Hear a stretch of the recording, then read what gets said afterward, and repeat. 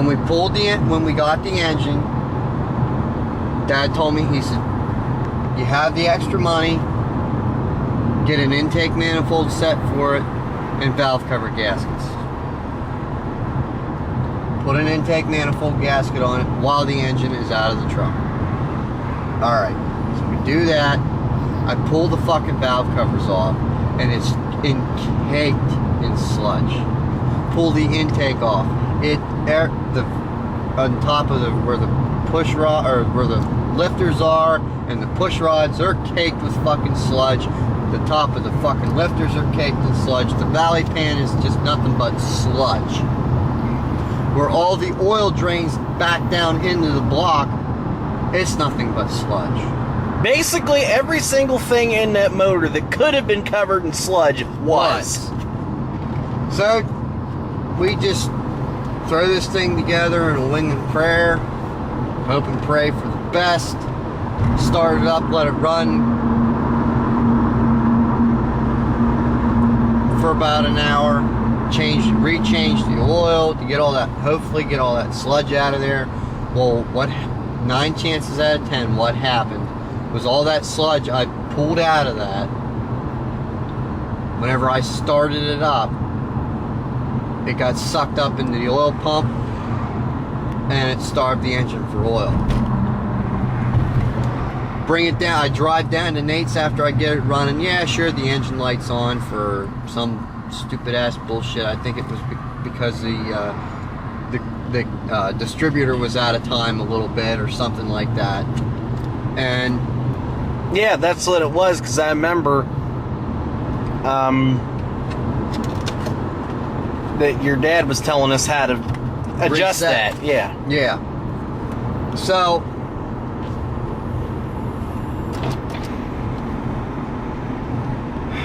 I adjust it. I adjust the timing. Get the timing reset. All that in the fucking rap sheet. Take it down the road.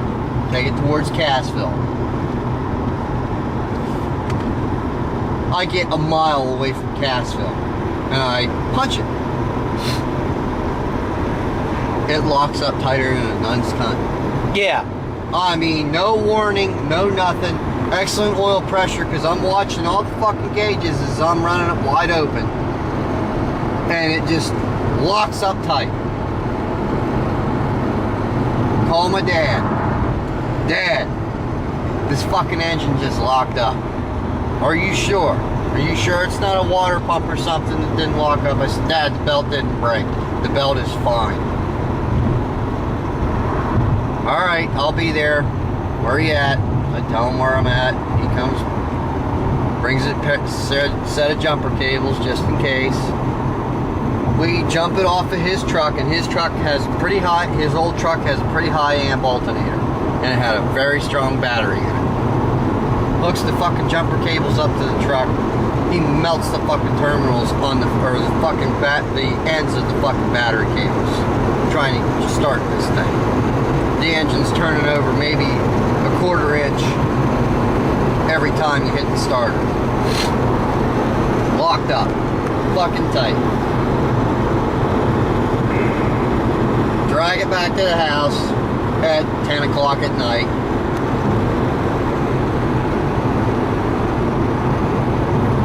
Pull this engine out. Or no, 3 days later, brought my buddy Ryan up. He didn't believe me that the truck locked up, so he wanted to see it for himself. I said, well, he's out there with the garage with me, and I take the fan belt off. I already took the fan belt off to see whether, you know, possibly the alternator or the power steering pump or something locked up and wasn't allowing this engine to turn over, but it wasn't. And I did that the night before that, and it still wouldn't turn over. I said, hey Ryan, you want to see what it looks like, or what you want to hear what an engine sounds like to be locked up? Sure. I hit the key once, click. Hit the key twice, click. Hit the key a third time, the son of a bitch turns over. Dad says, is that your truck running? Yeah. Hook the belt back up and see how long, see if it'll stay running. Hook the belt back up. And by the way, we just passed Bruce's Lakeside Motor. Yeah, that was Bruce's that we just whizzed by. But, put the belt back on. And I started back up. Has excellent oil pressure. Has about 60 pounds of oil, or about 40 pounds of oil pressure. Which, for a normal small block Chevy, at idle, you should have about between 10 to 20 pounds of oil pressure. Which isn't bad. So I start this thing up and let it run. And I'm listening to it. The longer it runs, the louder it gets. This fucking thing just starts squealing like a goddamn mouse. Yeah. And I think, didn't I come up like a day or two later and you showed me it doing that? Yep. So, we called the place that we got that engine from. Well, I'd have to hear this thing run, yada yada yada. Well, Dad gets him on the phone. Tells me, hit the key, son.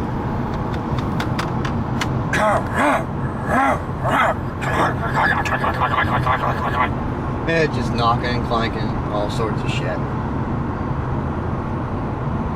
Alright, pull it out and bring it back to car care, or pull the engine out and bring it back to work, and I'll refund your money. And the money you paid to put into it, and to putting into it. So, we wait almost 3 goddamn months for this jerk off to bring Dad the money back. I'm getting pissed. Dad's fucking pissed off. He's calling the guy. This is 829, by the way. That's where it blew up the first time. Dad's calling this jerk off while he's at lunch every day at work, and he's, I got the money. It's, I'll bring it down to you next. I'll bring it down to you tomorrow. I'll bring it down to you tomorrow. I'll bring it down to you tomorrow. Never showed up until we needed an engine at work. Looked at the guy and said, you know what, asshole? Fuck you. I will take my goddamn business elsewhere. I don't want the fucking engine. The reason why I ordered the fucking engine was so you would bring Keith his fucking money. Don't fuck my technicians over.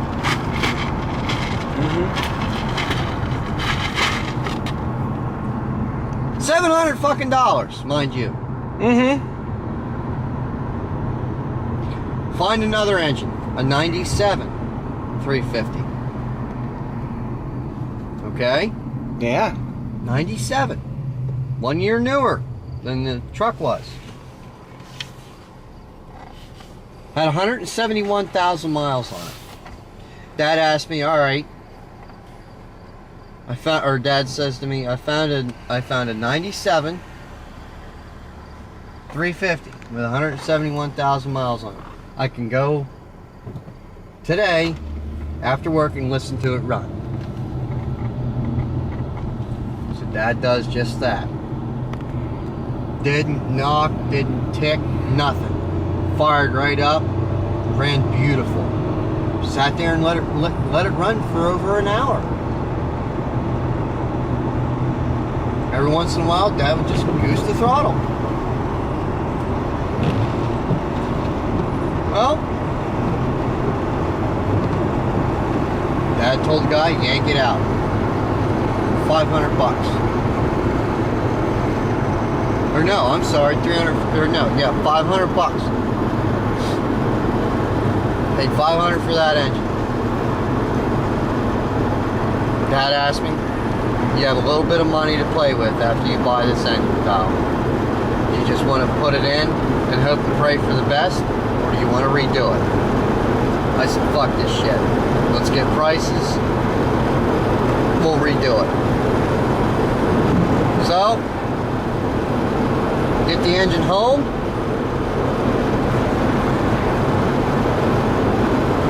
Put it on the engine stand, start tearing it apart.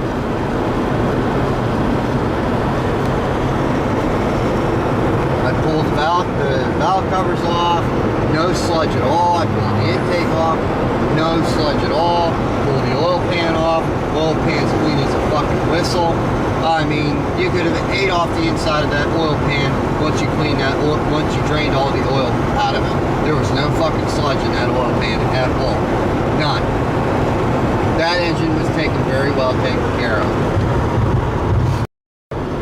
What we did, bought a new crankshaft, new main and rod bearings, new timing chain and gears, new oil pump, high volume oil pump,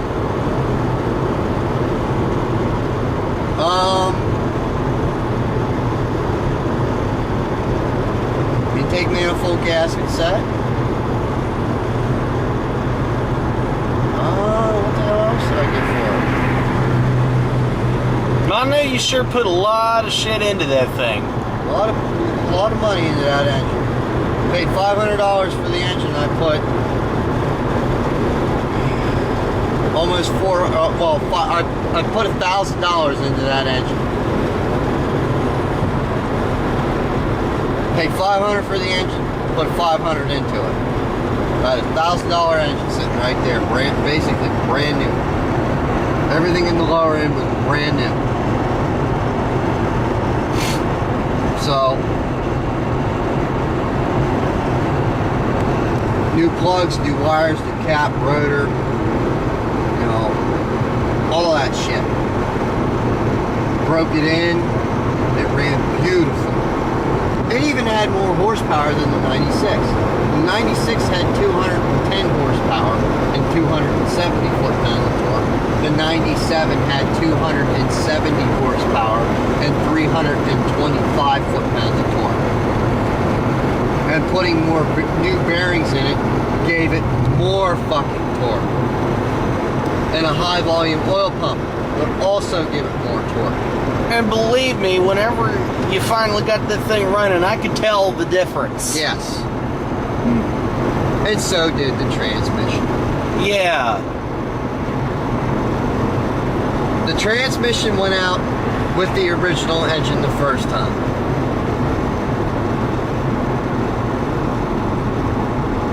Yeah, and we told this story before, where I was driving back from where we were at, and we were going up the mountain, and it just wiped out the whole transmission. Everything. All the gears, the pump, the shaft, you fucking name it, everything was gone. The only thing that the guy did not have to replace was the actual shell of the transmission and the transmission pan. All internal parts had to be replaced because that transmission exploded. Yeah. Now, how many times did the transmission go out of that thing? What? Three times. Yeah. The second time was our fault for getting it stuck because we put it in a bind and we overheated the transmission. Yeah, that was the same night we were talking about before, where I was trying to man the truck up out of the ditch by myself, and it just wasn't happening. Now, a lot of people will tell you that those 4L60E transmissions are junk, and they are junk. Yes, they are. Back then, they were junk. Not so much now. I don't know if they make them now, if they're putting them in the trucks now or not. But put it this way, if it was a Chevy truck transmission in the year 1996, you don't want it. Yeah. So, the third time, I don't know if somebody was fucking with me, because I put all that fucking time and money into the engine, the transmission. The second time I had the transmission rebuilt, he covered it under warranty. Big deal. The only thing that he did not cover under warranty was excuse me, I had him put a shift kit in, which made it shift sooner and it made it shift harder. Yeah. Shift kits are something you want for hauling. Yeah. And let me tell you, it made a big difference. Yes, it did, because I remember. But also, if you don't do it right, you can also break shit. Uh-huh. And what I mean by break shit, you can break something in the rear end, the four-wheel drive unit, the differential, the front differential, yeah. Or the transmission itself. Which, the third time the transmission went out, I think somebody was fucking with me. Because... either that or they did a half-assed job. No. Well, something happened. Something happened. The one line blew off. One transmission cooler line blew off on the up underneath the truck. Because I had to buy these stupid goddamn fittings and cut the fucking line and put two fucking goddamn basically had to hose clamp it on there. I had to put high pressure fuel line on the fucking transmission lines themselves because one of the training cooler lines broke whenever I tore it out. And you could not get those transmission cooler lines for that year. Yeah. Which just goes to show you that just how much of a piece of shit those transmissions are. If you can't even get shit for them. You could get internal parts for them because they're a dime a dozen. But external parts, forget it. Yeah, fuck that shit. Because they are 96 and 96 specific. They must be a 96. Exactly. Which is a piss poor practice for any sort of vehicle. You know? So, but on the same token there, that means that at some point they knew that that thing was a piece of shit early on because they quit making it that way. Mm-hmm. It was the first year that GM went to fully electronic automatic transmission. Yeah. With a transmission control module. Mm-hmm. External from the pod or the powertrain control module. Right. Now,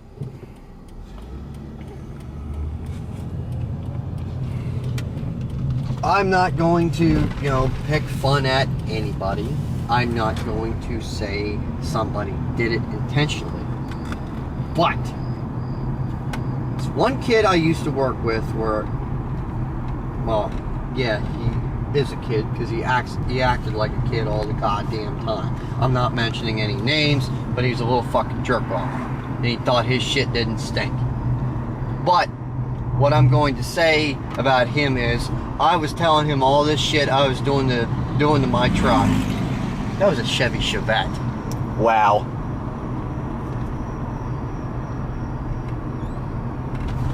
But I was telling him all this shit that I did to my truck to get it on the road, and he's all bragging about his dad's Ford 97 Ford Power Stroke diesel that could do 190 mile an hour, this, that, and the other thing. And I'm thinking, yeah, okay, yeah, whatever. You fell and bumped your goddamn head. He said, no, I'll prove it to you. And I said, fine, I'd love to see it. Well, I think it was him. Because I told him where the fucking lines I had to make were located at. I think one time he went outside to go for a cigarette because we worked night shift at the place where I worked at. And I think he went out there with a fucking screwdriver because there was tools where we worked. I think he went out there with a screwdriver and loosened the fucking clamps up. Because the very next day, I go out to Cassville's store, which is in Cassville, to get stuff for work. And I go down the road, and a training cooler line blows off. And pumps 17 quarts of transmission fluid all over the fucking road. Yeah. and locked up the transmission. And I think to make that long story short, that was pretty much the end of that thing. Yeah. My vehicle after that was a 91 Ford Ranger. Yes, I've owned a Ford. Well, It was actually supposed to be It was my supposed to brother's. be Dean's truck, but I want to tell this story because this is one of my favorite Deanisms. Yeah! They got him this truck because he desperately wanted a truck. And he didn't even have his goddamn license yet. Right.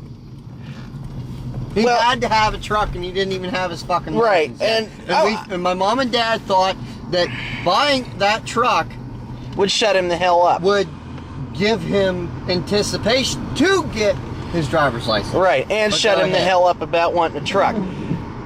But, and before I even get into the story, I want to make a point that he didn't even want that specific truck anyway, because he didn't even like it. Because it was two-wheel drive, Because it was two-wheel drive. and it was an automatic. And it was an automatic. Anyway, that's getting ahead of the story and beside the point. Even though at the time he didn't have a driver's license, he just had to go outside and constantly fuck with this truck. Just like he does with everything else he gets his grubby little mitts on. Yes. But anyway, this specific time is one of my favorite Deanisms. And you know, I like Dean just fine. He's like one of my little brothers that I never had. But goddamn does he do some stupid shit. Yeah. But anyway, he goes out to fuck with this truck. Who knows why? He said he was messing with the stereo, and he also said that the truck was crooked in the driveway. Yeah, he wanted It was to park perfectly it better. Fine where it was. But anyway, It was straight in the driveway. well, according to him, it wasn't. But I think He's got his eyes. I think his head's on crooked anyway. Yeah, well, yeah. But anywho, But I love apparently, Yeah. he must have thought he had it in reverse. No. And he he thought he hit the brake instead of. He was, Well, whatever it is, he had something ass backward yeah, he hit the gas instead of hitting the brake. or something like Yeah, that. he hit the gas instead of hitting the brake. Anyway, Non-driver. Love you, Dean. but anyway, there is a boat parked right in front of this truck. Well, Natasha's laughing because She knows exactly what's going to happen in this story. But anyway, there's a boat parked directly in front of the truck, with the trailer hitch pointed directly at the truck, and just the right height that it's perfectly in line with the grill. He fucking slams that truck right into that boat trailer, fucking tears the grill clean up, crumples ruins the entire AC system. And the AC was ice fucking cold. Yeah. That thing to boot. Yeah. Basically ruined a perfectly good truck. Well, anyway, after the Chevy blew up, this ended up being Kyle's truck, because Dean didn't want it anyway. And it wasn't that bad. Another camera bork, but anyway, like we were saying, yeah, the thing ran fine, and, you know, the only thing it had was, it sucked up a bit of oil, which is just a common Ford thing. Yeah. But anyway, But only on the driver's side, though. on the driver's side, yeah. The left head. So, you didn't run that thing for very long, No. and, That's when, after that, I seen the Dad just happened to mention Bruce having that Sunfire down there. I know you want something a little better on gas, and I know you don't like this truck because you can only haul one other person in there. yeah. 'Cause That it was thing regular was a cab. fucking sardine can. And he said, let's go down to Bruce. He said, see if Bruce will let you bring it up and check it out. See what it all is going to need to pass inspection, and we'll go from there. And see how much you'll give me for the truck. So we did, and that's where the Sunfire came in. Right. And, after about 4 years of beating the living shit out of it, we did what we did to it last night, and here we are now. And I put 70,000 miles on that car. Yeah. So this turned out to be yet another one of our feature-length stories tonight. But, you know, since this is our first episode in the new ride, you know, why the hell not? So that was a not-so-brief history of both of our rides over the years. And who's to say what's to come in the future? But, just on a side note, Natasha... Yeah, you might as well tell them about yours, you know, just to cover all bases here. I've only owned one car, but I've been driving since I was 16, so what am I supposed to tell you? Well, at least tell them what it is. Yeah. What I'm driving now is a Dodge Neon 2005. Runs fine, just had a few things that need to be done to it. A couple of things that aren't so bad. Yeah. I've blown 2 tires, but that's about it. I haven't had any accidents, which is a good thing. And the car's excellent on gas. Her and I took it to New Jersey. We got 32 or 33 miles to the gallon out of it. Yeah? We only used a half a tank That ain't down, bad. half a tank back. I mean, and it only has like a 12-gallon gas tank. So yeah, you know, that ain't bad at all. So, you know, ways to catch up to everything that we've had, but, you know, pretty good thus far, I would say. And out of all 3 of us, I'm the one that has had the most fucking vehicles. Being the fucking mechanic I am, Yeah. you would figure I've only would ever have one. No. Speaking of, you know, which, we just drove past where we annihilated that grouse. Yep. So And yeah. my old Sunfire. Yeah, The thing served us well. that's right. Although, we did fit all 3 of us in that Ford, and that was a tight squeeze. Yes. I'll tell you Yeah, that. yeah, That was a very tight squeeze. And Yeah. I had to be in the middle. That just wasn't fun. yeah. But on another juncture, you know, you would figure a mechanic that I am. I'm an automotive mechanic. You would figure that, hey, he's a mechanic. He can fix it. Well, you know, yeah, I can fix anything, but you know, when you don't have the funds to do so, because I don't make that much of my job. I want to say just every mechanic that I've ever known personally has driven a piece of shit. Yes, because we are too busy working on everybody else's vehicles. shit to work on your own shit. And what mechanic wants to work on your own vehicle? You Right. don't get paid for it. The only, yeah, you know, yeah, it's free labor. Yeah, it's you working on your own vehicle. But you know, Who wants to do that? who in their right mind wants to work on their own fucking vehicle? But the only really thing that is good through that whole entire thing is it's your ride to work. Right. It gets you to point A to point B, so you do what you can to keep the damn thing on the road. Exactly. That's what my dad did for 14 years with his 93 Dakota. Right. When he bought it, it had 139,000 miles on it. Wasn't in bad shape when he bought it. It just needed a little bit of work. But when he bought it, it was an excellent truck. Yeah. In the past 14 years of A, Pennsylvania road salt, B, pure fucking abuse. Yeah, I was just gonna say. That truck went through hell. Yeah. He put 100,000 miles on that truck. Right. Well, And its lifespan, it's been to New York, or with my father owning it, it's been to New York. It's been to New Jersey several times. You know, and that was our main mode of transportation. don't run over Opal. Look out, Opal. That was our main mode of transportation back and forth to New Jersey because that was the only vehicle that we had that had AC. Yeah. Sure, it sucked gas like crazy. It got 19.5 miles to the gallon. Yeah. That's the Intrepid. Can't see it real good now, but we'll get a better view of it one of these days. Yep. There it is. So I think that's it for this one, kids. So we'll see you next time.